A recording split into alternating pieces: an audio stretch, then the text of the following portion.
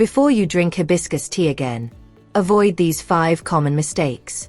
Before you drink another cup of hibiscus tea, stop for a moment, because the way you choose, prepare and consume this deep red drink could completely change your experience. Some people say hibiscus tea became their favorite daily drink. Others report that they drank it for months or even years without noticing the dramatic changes they expected. Why can 2 people drink what appears to be the same tea and have completely different experiences? The answer may be hiding in 5 surprisingly common mistakes. One involves using the wrong type of hibiscus. Another can turn a potentially healthy drink into a sugar-loaded beverage. And the final mistake could be especially important if you are over 60 and take medication for blood pressure, blood sugar, or another long-term condition. Stay with me until the end, because I will also explain a simple and sensible way to prepare hibiscus tea without falling for exaggerated health promises. What the research really says about hibiscus tea. Hibiscus tea has a deep ruby red color, a refreshing tart flavor and no natural caffeine. It contains plant pigments known as anthocyanins, along with several organic acids and other plant compounds. The most frequently discussed benefit is its possible effect on blood pressure. In one randomized, placebo-controlled study, 65 adults between the ages of 30 and 70 drank 3 240 milliliter servings of hibiscus tea daily for 6 weeks. Importantly, these participants were not taking blood pressure medication.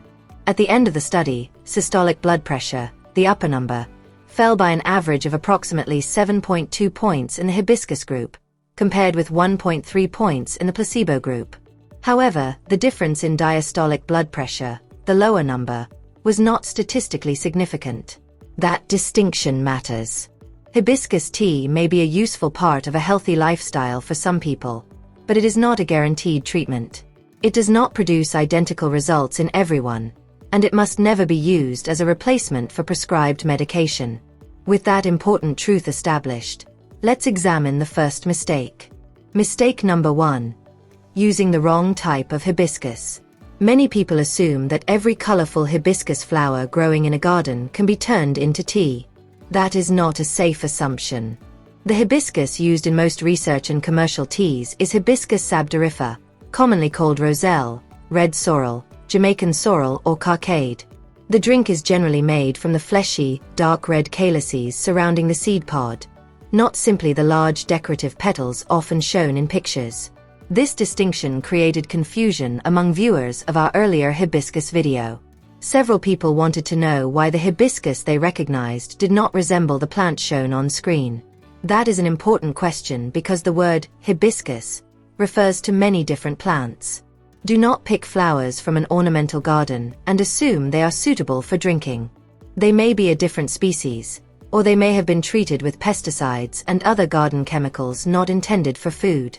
Instead, purchase a food-grade tea or dried product from a reliable seller. Check the ingredient label for Hibiscus sabdariffa or roselle.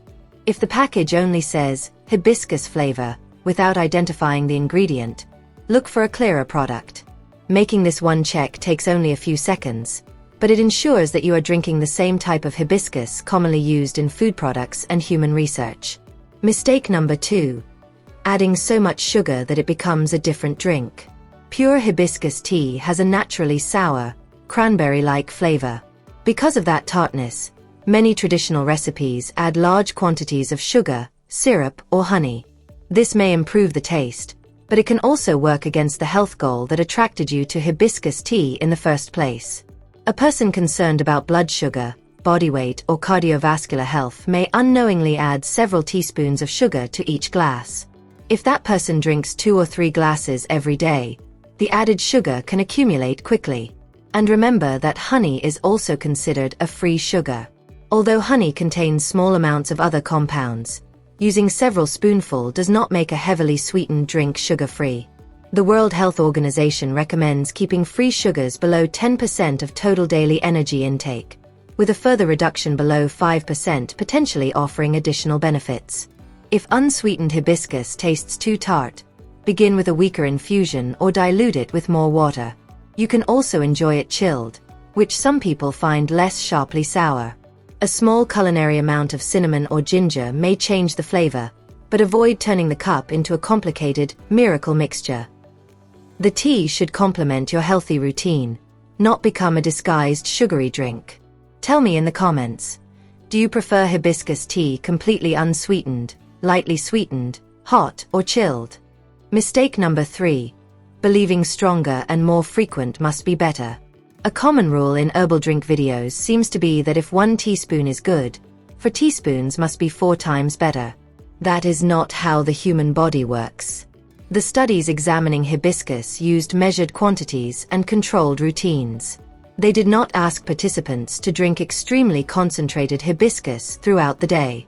Furthermore, tea, concentrated extract, powder and capsules are not automatically equivalent. Their strength and composition can be very different. There is currently no universally established therapeutic dose of homemade hibiscus tea that is suitable for every person.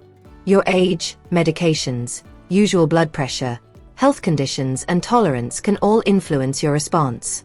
Follow the preparation instructions on a reputable tea package rather than copying an unverified concentrated recipe from social media. Making the tea much darker or drinking it repeatedly throughout the day does not guarantee better results. It may simply increase the likelihood of stomach discomfort, dizziness, or another unwanted reaction in a sensitive person. There is also no strong evidence that one magical time, such as precisely before bed or on an empty stomach, makes hibiscus dramatically more powerful. Choose a convenient time and observe how your body responds. If drinking fluids before bed repeatedly interrupts your sleep for bathroom visits, an earlier time may be more practical. Consistency and moderation matter more than making the strongest possible cup. Mistake number 4. Expecting a guaranteed transformation in 7 days. 7-day challenges attract attention because they give people a clear starting point and a finish line. They can be useful for observing taste, tolerance, and whether a habit fits into your daily routine. But 7 days cannot prove that hibiscus tea has repaired your heart, reversed diabetes, cleared your arteries, or permanently lowered your blood pressure. The clinical trial discussed earlier lasted 6 weeks, not 7 days. Even after 6 weeks, researchers found an average change across a group. That does not mean every participant experienced the same result. One viewer shared that they had consumed hibiscus tea for years but still had high blood pressure, high blood sugar, and high cholesterol. That experience does not prove hibiscus is useless. It demonstrates why no single drink should be presented as a guaranteed treatment. Blood pressure is affected by genetics, age, sleep, stress, activity, body weight, sodium intake, alcohol, smoking, kidney function, and medication adherence. A cup of tea cannot erase all those factors. If you want to observe your response, use a validated home blood pressure monitor and record readings under similar conditions. Do not judge the tea from a single high or low reading, and do not alter your medication based on a YouTube video. A 7-day challenge can begin a habit. It cannot diagnose a condition or replace long-term medical care. Mistake number 5. Ignoring your medication and existing health conditions. This is the most important mistake in the video. People often think herbal tea must be harmless because it is natural. However, natural does not mean inactive. If a food or herb is capable of affecting the body, it may also matter when combined with medication. Because regular hibiscus consumption may lower blood pressure in some people, anyone already taking blood pressure medication should discuss frequent use with a doctor or pharmacist. This does not mean everyone taking medication must avoid hibiscus. It means the combination should be considered individually, especially if your readings already run low. Research into hibiscus drug interactions remains limited. One reason to be careful is that teas, extracts, and supplements can differ significantly in concentration. Scientists have specifically called for more research into the safety of combining hibiscus with common medications. The same caution applies if you take several medications, use medicine for diabetes, experience naturally low blood pressure, or live with significant kidney or liver disease. Watch for symptoms such as unusual lightheadedness, weakness, faintness, or blurred vision. If these develop after adding hibiscus tea, stop drinking it, check your blood pressure if possible, and seek professional advice. Never stop or reduce prescribed medication simply because your readings improve temporarily. For older adults taking several daily medicines, a pharmacist can often provide a quick and valuable interaction check. A sensible way to prepare hibiscus tea. Begin with a food-grade tea bag or dried product clearly labeled Hibiscus sabdariffa or roselle. Prepare 1 normal cup according to the package instructions instead of creating an extremely concentrated brew. The tea can be consumed hot or chilled. Try it unsweetened first. If the flavor is too strong, dilute it rather than immediately adding several teaspoons of sugar. When trying it for the first time, observe how you feel instead of immediately drinking multiple servings. If you take medication or have an existing health condition, confirm that regular consumption is appropriate for you. Most importantly, treat hibiscus tea as one part of an overall healthy lifestyle. It cannot replace balanced meals, physical activity, adequate sleep, medical monitoring, or prescribed treatment. Before your next cup of hibiscus tea, remember these 5 mistakes. Using the wrong plant, adding too much sugar, assuming stronger is better, expecting a guaranteed 7-day transformation, and ignoring medication or existing health conditions. Used sensibly, hibiscus tea can be an enjoyable caffeine-free drink and may provide health support for some people. But its value comes from realistic expectations, proper preparation and consistency, not from exaggerated promises. Which of these 5 mistakes surprised you most? Write the number in the comments, and tell us whether you drink hibiscus tea hot or cold.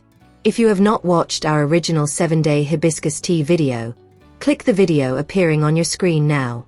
It explains why this deep red tea attracted so much scientific interest and what researchers have actually discovered.